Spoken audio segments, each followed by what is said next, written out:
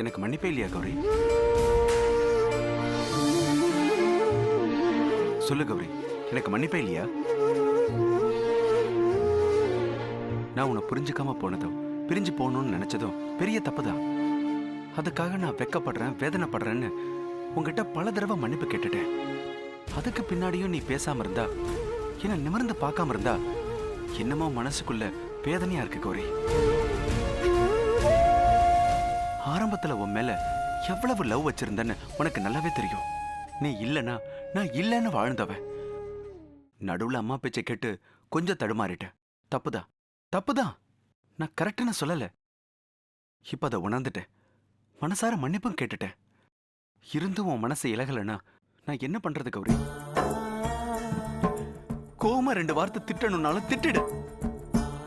அந்த மாதிரியாவது நீ என்கிட்ட பேசினேன்னு நான் சந்தோஷப்பட்டுக்கிறேன். திட்டு கௌரி, திட்டு. உன்கிட்ட பேசாம என்னால இருக்க முடியல கௌரி.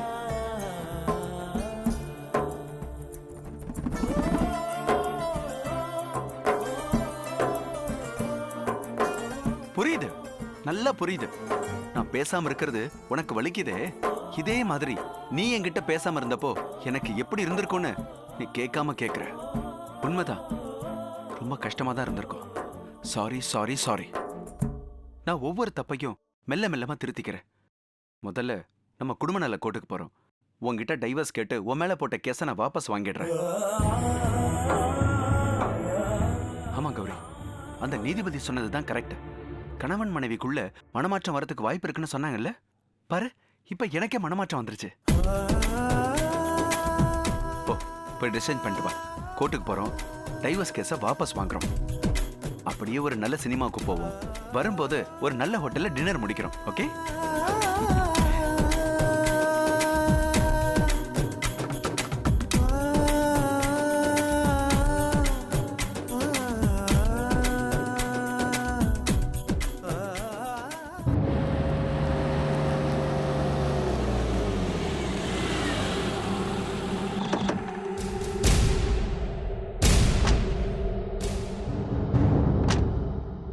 நல்லா யோசிச்சு சொல்லு.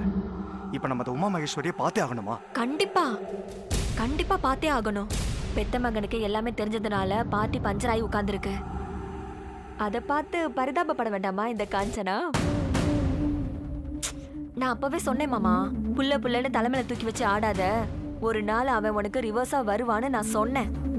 அவங்க கேட்கலையே. எகத்தாளமா என்ன கேவலமா பேசினாங்க.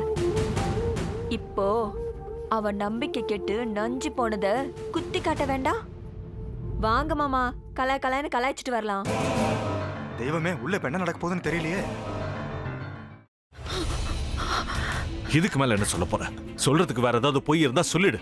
அவதான் ஏமாத்தி எல்லாத்தையும் என்கிட்ட இருந்து பறிச்சிட்டான்னு பார்த்தா நீயும் இப்போ அதே தான் பண்ணிருக்க.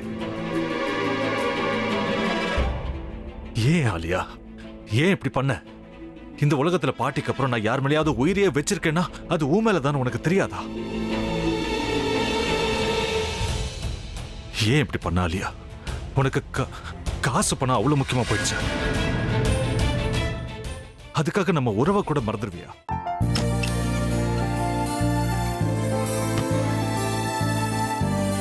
சக்தி ஒரு நிமிஷம்.